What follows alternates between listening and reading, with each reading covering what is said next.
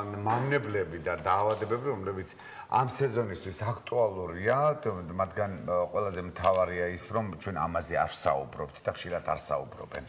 სასოფლო-სამეურნეო კულტურებში სწორედ მიმდინარე პერიოდში ვრცელდება რამდენიმე მავნებელი და დაავადება. მათთან გასამკლავებლად ფერმერებს სწორი ინფორმაცია სჭირდებათ, თორემ მოსავალი შესაძლოა რომ სრულად განადგურდეს. პრევენციისთვის აუცილებელია მცენარეული ნარჩენების მოცილება, ნიადაგის დეზინფექცია, ბალანსირებული განოყიერება და სხვა დროული აგროტექნიკური ღონისძიებები.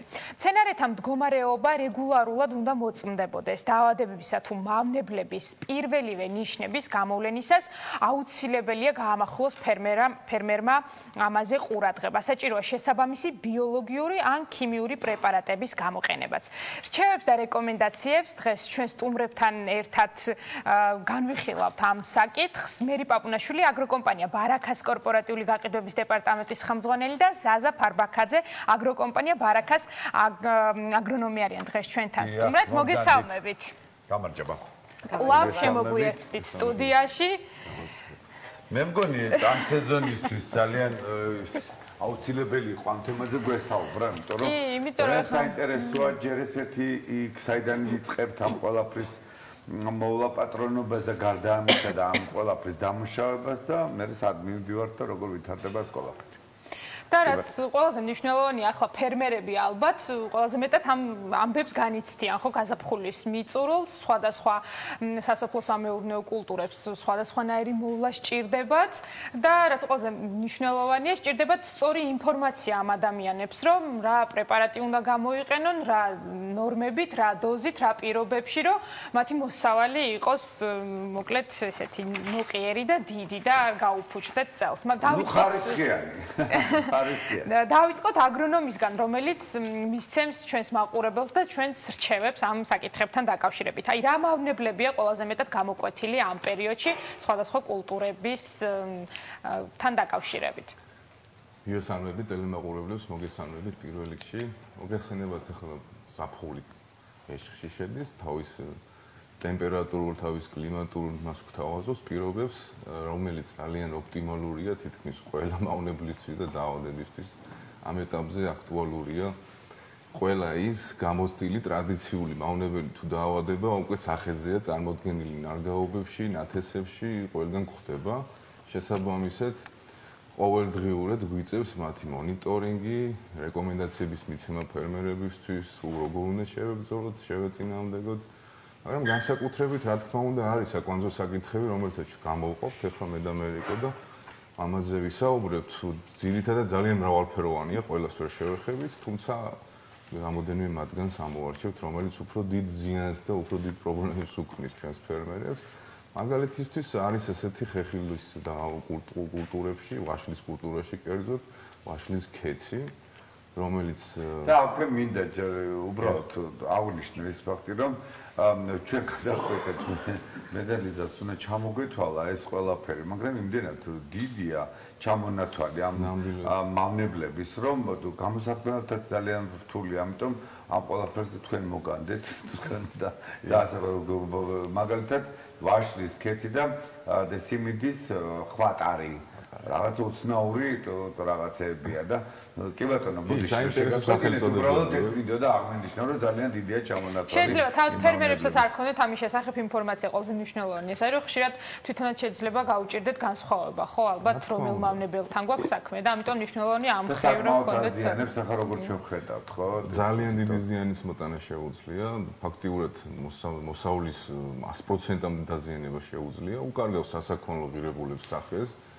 ხარისხი გამოდის. არა მხოლოდ ხარისხზე, არამედ მთლიანად შეიძლება. გენური თვისებებიც ეკარგება საკმაოდ დაზიანებულ ნაყოფს და შესაბამისად მისი ეკონომიური მომგებიანობა ძალიან იკლებს ფასს ტარიხს პირველი ასეთი ნაყოფში. ეს დაავადება არის სოკოვანი დაავადება, ჩდება გაზაფხულის დადგომისთანავე. ისი სპორები გამოზამთრებულ ფაზაში იმყოფებიან იქ ადგილზე, მეურნეობაში, ვაშლის ხეების ფოთლებზე, ჩამოცვენილ ფოთლებზე თვითონ მერქანზე იზამთრებს, როგორც კი დადგება ოპტიმალური პირობები მისთვის, ტემპერატურა, ტენიანობა, წვიმა, თავისუფალი წყალი აქტიურებს, რომელიც წვიმის სახით მოდის.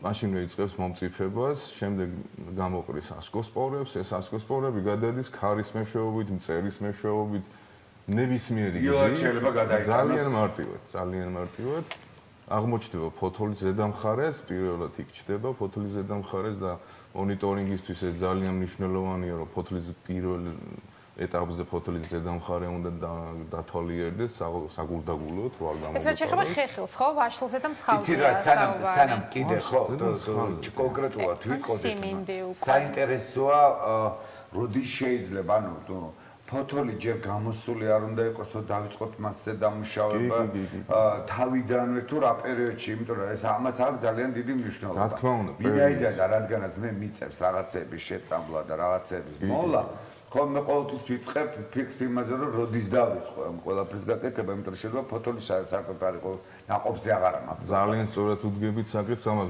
გადამწყვეტი მნიშვნელობა აქვს პერიოდს. ეს ჩემს სურვილზე არ არის ეს დამოკიდებული სამწუხაროდ, როდის ფერმერს მოუნდება დამუშავება, მას აქვს თავისი კონკრეტული საინკუბაციო დრო, მას გაცდება, უკვე პრეპარატები ვეღარ დაგვეხმარებიან სამწუხაროდ და მივიღებთ დაზიანებულ მოსავალს. ეს არის ადრე გაზაფხული, მარტის დასაწყისიდანვე შეიძლება უკვე რომ დამუშავდეს ნიადაგიც კი, იმიტომ რომ ეს ჩამოცვენილი ფოთოლი და მასზე არსებული მოზამთრე სპორები იქ ბუდობენ, ასე ვთქვათ. ახლა გადავდეთ სხვა კულტურებზე. საინტერესოა, ვისაც ვთქვათ აი სიმინდი ვიცით განსაკუთრებით დასავლეთ საქართველოში, ალბათ ახლა აინტერესებთ, ყველაზე ესეთი რთული პერიოდია და რა ხდება ამ მიმართულებით, როგორ უნდა მოუფრთხილდნენ საკუთარ მოსავალს. მოგესალმებით, სიმინდთან დაკავშირებით ვისაუბრებ. რაც შეეხება ზოგადად ახლა მარცვლოვან კულტურებში საკმაოდ ბევრი მავნებელი და დაავადებაა, მაგრამ ნუ შევეხოთ ერთ-ერთ ყველაზე მნიშვნელოვანს, რასაც თან კადრებში ჩვენ ვხედავთ და თქვენ წერან გაგიჭირდათ გამოთქვა, ამ მავნებლის სახელი არის სიმინდის ხვატარი. ხვატარი. კი, სიმინდის ხვატარი. ნებისმიერ მავნებელს, როგორც ახლა სიმინდის ხვატარს აქვს რამოდენიმე ფენოფაზა, ასე ვთქვათ, არის პეპლის ფაზა, არის კვერცხი, არის მატლი და ასე შემდეგ. ყველაზე მთავარი არის რომელ ფაზაში არის ის აზიანებს ეს მავნებელი მცენარეს. პირველ რიგში რამოდენიმე თაობა გამოდის სეზონის განმავლობაში. პირველი მავნებელი ფაზა არის მაშინ, როდესაც სიმინდი არის 3-4 ფოთლის ფაზაში, ძალიან მცირე არის ზომაში და ეს მატლი აზიანებს როგორც ღეროს, ისე ფოთოლს. ზურება ღეროში აკეთებს პატარა ღრმულს, ზურება ღეროში აზიანებს ღეროს, შესაბამისად, როდესაც წვანემასად აზიანებულია, მცენარეს უჭირს გაატაროს საკვები, ნივთიერებები და ასევე რაც ყველაზე მთავარია, როდესაც ღერო არის დაზიანებული, გარემო პირობების მიმართაც აღარ არის მედეგი მცენარე და ქარზე შეიძლება ძალიან მარტივადაც გადაწყდეს. ასევე შემდეგი თაობები, ასე ვთქვათ, აზიანებს უკვე როდესაც არის ტარო წარმოდგენილი გვაქვს უკვე მცენარეზე ტარო, სიმინდის ტარო. ეს უძრება ტაროს დასაწყისიდან, ასე ვთქვათ, თმები რო აქვს სიმინდს, ფოჩი, კი, სიმინდის თმა, იქიდან ძრება, აზიანებს ნაყოფს, შესაბამისად გვაქვს დაბალი ხარისხის მოსავალი და ისეთი შეიძლება გაიზარდოს, ნაყოფი სახეზე იყოს და ფერმერისთვის რამხელა ესე შეიძლება აღმოჩნდეს, რომ გამოჩნდეს სრულად, ხო, მოსავალი. ძალიან რთული არის მოსავლის 20-30%-ის დაზიანებაც კი შეუძლია ამ წერს და ზუსტად ის 20-30% არის სამწუხაროდ ფერმერისთვის ის რაღაც მონგებიანი ნაწილი, რამაც უნდა მას მონგება დაუტოვოს. შესაბამისად ძალიან მავნებელია, ძალიან ცუდი. რაც შეეხება ხა პურის ბზუალა არის ერთ-ერთი მავნებელი, საყვარელი სახელი აქვს, მაგრამ სამწუხაროდ ძალიან დიდი ზიანის მოტანა შეუძლია ისეთი მარცვლოვანი კულტურების, როგორც არის ხორბალი, ქერი, ჭვავი. წერანაც ვისაუბრეთ იმ ხვატარის შემთხვევაში მავნეობას ეწევა მხოლოდ მატლის ფაზა. ამ შემთხვევაში გვაქვს ორი ფაზა, როგორც მატლის, ისევე ხოჭოს. მატლის ფაზა ადრეულ ნათესებს, როდესაც ჯეჯილი არის ძალიან პატარა, ამ ჯეჯილის მწვანე მასით ფოთლებით იკვებება, შემდეგ ძაფისებრი სტრუქტურის ხდება ეს ფოთოლი და მთლიანად შეიძლება გახმეს და წაღან ჩვენს ერთ-ერთ კადრში ვნახეთ, როგორ არის მთლიანი ყანის ძალიან დიდი მონაკვეთი დაზიანებული კი და შემდეგი მავნეობის ფაზა არის ხოჭოს ფაზა, რომელიც უკვე რძისებრი სიმწიფის ფაზაში აზიანებს, როდესაც უკვე თავ-თავი გვაქვს წარმოდგენილი და ამ ნაყოფს ნაყოფებით იკვებება. საკმაოდ ცუდი მავნებელია ესეც და ძალიან დიდი ზიანის მოტანა შეუძლია. რა უნდა გავაკეთოთ, როდის უნდა დავიწყოთ ზრუნვა იმისთვის, რომ არ მომრავლდნენ და ამ ორივე მავნებელთან დაკავშირებით ბრძოლის ღონისძიებებით დაახლოებით ერთნაირი, ამიტომ გავაერთიანებ. პირველ რიგში არის ძალიან მნიშვნელოვანი ის, რომ ეს არის უშუალოდ ამ ხორბალის, ქერის და ესეთი ტიპის მარცვლეული კულტურების მავნებელი, ის არის სიმინდის ხვატარი, სიმინდის მავნებელი. ამას იმიტომ ვამბობ, რომ ძალიან მნიშვნელოვანია სწორით ეს ბრუნვა გაკეთდეს. იმიტომ რომ თუ მე ჩემს ნაკვეთში მქონდა სიმინდის ყანა, სადაც ძალიან ბევრი სიმინდის ხვატარი აღინიშნებოდა გასულ წელს, უმჯობესი არის კულტურა შევცვალო და მომავალ წელს ისევ არ დავთესო სიმინდი, იმიტომ რომ ესენი მოზამთრე ფაზებად რჩებიან იმ ნარჩენ ღეროებზე, რომელიც ნიადაგში რჩება. კი, ამიტომ კულტურათა მონაცვლეობა არის ერთ-ერთი გზა იმისთვის, რომ შევეცადოთ ეს ამ საკითხს თავი ავარიდოთ. თუმცა, რაც შეეხება ხორბალზე, ძალიან რთულია კულტურათა მონაცვლეობის გათვალისწინება იქ, იმიტომ რომ ხორბალი ძირითადად აღმოსავლეთ საქართველოს ისეთ ტერიტორიებზე მოყავთ, სადაც გასარწყავიანება არ არის. შესაბამისად, იქ ძალიან დრო უნდოდეს ფერმერს ფიზიკურად ვერ დათესავს სიმინდს, იმიტომ რომ ამას წყალი ჭირდება ძალიან. შესაბამისად, იძულებულია ფერმერი მუდმივად დათესოს ხორბალი და რაც მეტი და მეტი წელი გადის, ეს მავნებელი სულ რჩება. ამიტომ მნიშვნელოვანი რომ ამიტომ მეტი ყურადღება ქონდეს, მეტი ინფორმაცია ქიმიურ თუ ბიოლოგიური პრეპარატებთან დაკავშირებით, რაც აუცილებელია იმისთვის, რომ თქვათ რაღაცა არ მივიღოთ ასეთი შედეგი. საინტერესო ბოსტნეულის მიმართულებით ახლა ესეთი სეზონია, თან ვისაც აქვს ბოსტნეული, როგორ უნდა მოუაროს, რომ შეინარჩუნოს იგივე საბაზრო სახე და რაც თავი მოხმარებისთვის არ იყოს მავნებელი. კი ბატონო, ესე იგი, როგორც აქედან დავიწყებ, რაც ბოლოს აღინიშნა ეს თესლბრუნვიდან მინდორ მონაცვლეობა, ეს დასაცავია აუცილებლად, აი ეს დაიგნორებული ფაქტია და არ მიმართავენ სამწუხაროდ, ალბათ მცირე მიწიანობა და ეს დაკუცმაცებული მიწებით ხელი შემწყობია ამ ფაქტორის, რომ უბრალოდ ადამიანს სხვა მიწა არ აქვს, სხვა ნაკვეთი არ აქვს. ეს ერთი ფაქტორი, რაც ძალიან მნიშვნელოვანია ჯანსაღი პროდუქციის საწარმოებლად და მეორე არის ჯანსაღის არგავი მასალა, ანუ ჩითილის გამოყვანა. ამ დროს გადამწყვეტი მნიშვნელობა აქვს ზედმიწევნით შესრულდეს ის აგროტექნიკა, რაც სცენარის მოთხოვნილებებიდან გამომდინარეობს. მაგალითად, ამ დროს პომიდორზე რო ვისაუბროთ, ყველაზე პოპულარული ბოსტნეული. ყველაზე აქტუალურია ახლა პომიდორის ჩითილები, იმიტომ რომ ყველა ცდილობს, რომ სულ პატარა მიწაც კი, რომელიც შეიძლება სახლთან ახლოს გქონდეს, ალბათ ყველას მე შემიმჩნევი აიმნებზეც კი აქვთ ხოლმე პომიდორის ჩითილები. ყველას უნდა საკუთარი პომიდორის მოწყვეტა, კი, ესე ნამდვილად. მაგრამ განსაკუთრებით ჩითილობის პერიოდში ყურადღება დავისახელეთ მატლი, თორე ყურში ჩვენმა დაავადებისკენ ფესვის ხელის იდამპლეს ვახსენებ, რაც ძალიან საკვანძო საკითხია პომიდორის წარმოებაში. მე ურჩევდი ფერმერებს, რომ ის ფუნგიციდები, რომელიც ფესვის ხელის მიმართ გვეხმარება და არის ძირადღირებული და საკმაოდ ისეთ მაღალფასიანი, გამოვიყენოთ სწორედ ჩითილობის დროს, რადგან მათი დაბალი კონცენტრაციის დროს უფრო არ გაგვიძვირდება ჩვენ ტექნოლოგიური ხაზი და უფრო დაბალ ბიუჯეტში შეიძლება ეფექტურად გავიდეთ ფონდს. საზოგადოებაში ფილოქსერა დაინტერესებს თუ ფილოქს არა თუ ფილოქსერა. ხო, ეხლა რაც შეეხება ფილოქსერას, ეხლა ცოტა კულტურას შეცვლა მოგვიწევს. ფილოქსერა არის ერთ-ერთი ძალიან ცნობილი და საინტერესო მავნებელი, ვაზის მავნებელია, ვაზის ფილოქსერა. ვაზის ფილოქსერას ისტორია საკმაოდ საინტერესოა. ვაზის ფილოქსერა საქართველოს შემოვიდა დაახლოებით მე-19 საუკუნეში ამერიკიდან. ამ მავნებლის შემოსვლას თან მოყვა ის პრობლემა, რომ თითქმის მთელი ვენახები განადგურდა ევროპაში. შესაბამისად, უკვე ამ დილემის წინაშე როდესაც იყვნენ მეცნიერები, გადაწყვიტეს, რომ გამოიყვანათ ისეთი მეთოდი შეემუშავებინათ ისეთი, რომელიც ფილოქსერას, იმიტომ რომ ფიზიკურად ამას არაფერი არ შველოდა, ქიმიური საშუალებები და ერთადერთი მიგნება, რაც ახლა მეცნიერებამ მიაკვლია, არის ის, რომ ფილოქსერა გამძლე საძირეები შეიმუშავეს, რომელიც ამ მავნებლის მიმართ იყო მედეგი.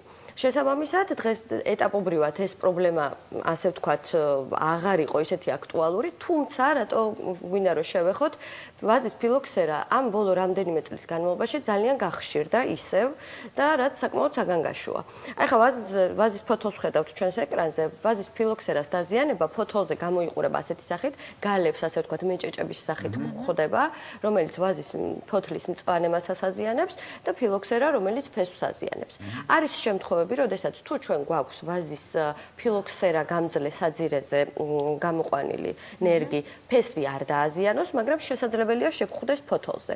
ეს არ არის საგანგაშო, იმიტომ რომ ეს საძირე გამძლეა და ვაზს ვერაფერს ვერ დაუშავებს ეს მავნებელი, მაგრამ თუ ფოთლის მონიტორინგი მუდმივად უნდა ვაწარმოოთ, თუ ფოთოლზე ძალიან ხშირი გახდება აი ეს თვალსაჩინო გამოვლინება ფილოქსერასი, ამ შემთხვევაში შეიძლება უკვე ქიმიური ჩარევა და ინსექტიციდით წამლობა იმისათვის, რომ მწვანე მასას, როდესაც აზიანებს ფოტოსინთეზიც არ არის. როდის უნდა მივაშველოთ რა პრეპარატები და ეს რამდენიმე წუთი დაგვჭირდა და ესე ხილეულზე რო ვისაუბროთ, იმიტომ რომ ეს ტიპა ფაროსანა. კი, რაც შეეხება ახლა ამ პერიოდს, დაახლოებით აპრილის თვეში ხდება თვალსაჩინო ეს. იმ შემთხვევაში შეიძლება იყოს ვენახებსაც საერთოდ არ გამოჩნდეს, მაგრამ თუ ეს თვალხილულია, უნდა მოხდეს ხოლმე დათვალიერება 1 და 2 გალა, როდესაც არის ფოთოლზე წარმოდგენილი, ეს საგანგაშო არ არის და შეგვიძლია ბაბის ნაწილია და მივცეთ სიცოცხლის უფლება მასაც, მაგრამ თუ ეს უკვე ძალიან ხშირია და ფოტოსინთეზს ხელს უშლის უკვე და ბევრი გალა არის წარმოდგენილი ფოთოლზე, ამ შემთხვევაში უკვე ისეთი ინსექტიციდებით უნდა შევწამლოთ, რომელიც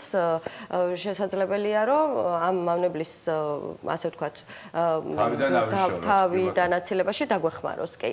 რაც შეეხება ფაროსანა, საინტერესო იქნება, როგორ უნდა დავიცვათ თხილეული და ისე როცა ბოსტნეულზე ვსაუბრობთ, უბრალოდ მინდოდა დამატებინა, რომ ხშირად ადამიანები ირჩევენ ბოსტნეულს, უნდათ შეიძინონ ისეთი, რომელსაც აქვს, თქვათ, ნაკლები წამალი მიღებული, ეგრეთ წოდებული, ვისაც არ აქვს ინფორმაცია კონკრეტულ დასახელებებთან დაკავშირებით, შეიძლება ვერ ხვდებოდეს, თქვათ, ამ რა პრეპარატი აქვს ამ ბოსტნეულს მიღებული. თუმცა რამდენად რეალურია, აი დღეს თანამედროვე ჩვენს ქვეყანაში თუნდაც და ვიცი რომ სოფლიოშიც ასეთი პრაქტიკა, რამდენად რეალურია, რომ პრეპარატების გარეშე მივიღოთ ის ფორმა ბოსტნეულის, რომელიც ძალიან მოგწონს ჩვენ დახლებზე.